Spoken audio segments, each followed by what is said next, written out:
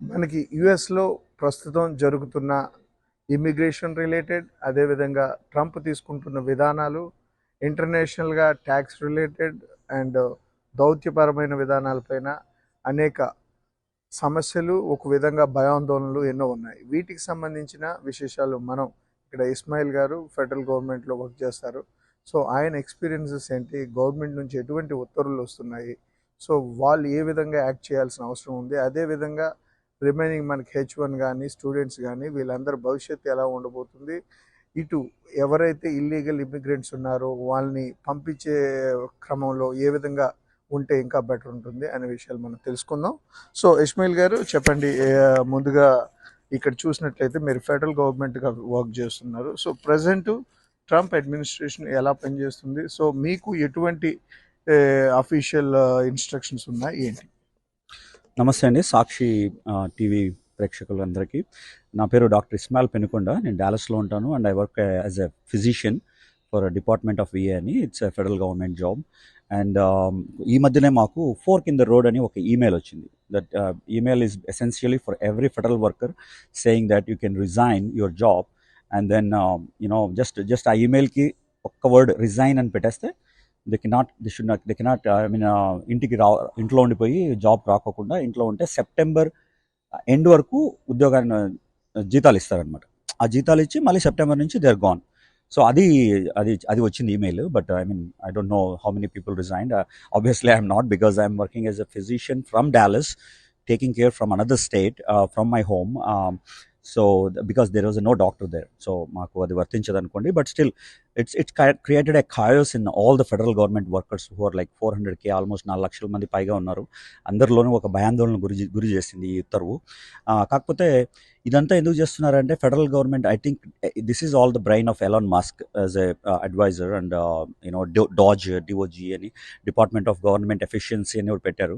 So what Elon Musk did in Twitter, he removed 2/3 of the Twitter employees. That's what he was trying to do for federal government, and his plan is to save $100 billion to the federal government.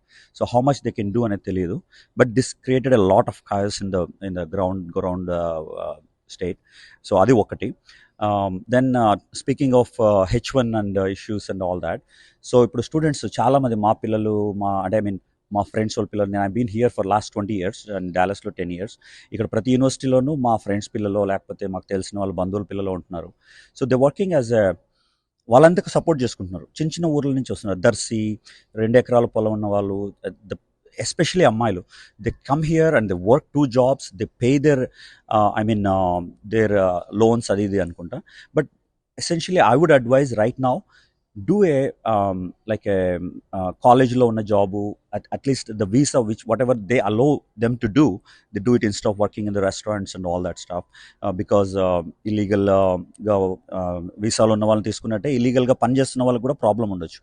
So to avoid that they can work in research assistant, teaching assistant, అట్లాంటి jobs చేసుకోవచ్చు. Even యూనివర్సిటీస్లో కూడా ఒక canteen ఉంటుంది, ఆ క్యాంటీన్లో కూడా jobs ఉంటాయి. So అక్కడ మనకి దే ఆర్ చేసుకోవచ్చు.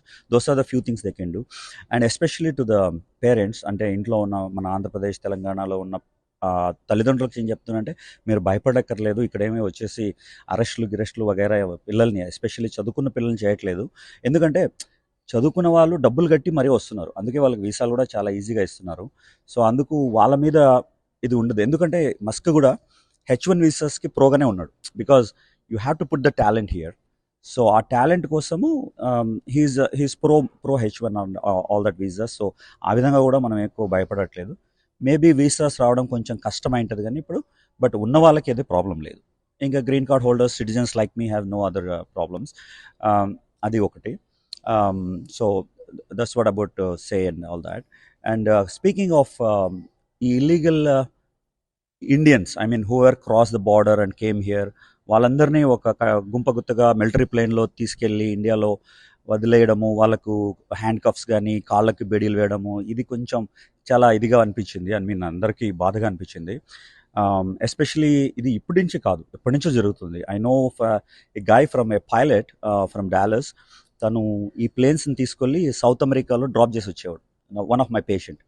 సో ఇది ఎప్పటి నుంచో ఉంది, బట్ అది మన ఇండియా నుంచి కూడా ఇప్పుడు ఈ మధ్య కాలంలో చాలామంది వస్తున్నారు ఇలాంటి కెనడా నుంచి కానీ బార్డర్ క్రాస్ చేసి, మెక్సికో పనామా నుంచి మెక్సికో ద్వారా బార్డర్ క్రాస్ చేసి, ఈవెన్ ఒక తెలుగు కుటుంబము కెనడా నుంచి క్రాస్ చేస్తూ నలుగురు చిన్నపిల్లలు ఇద్దరు చనిపోయారు బికాస్ ఆఫ్ దాట్. అలాంటివి చాలా జరుగుతున్నాయి.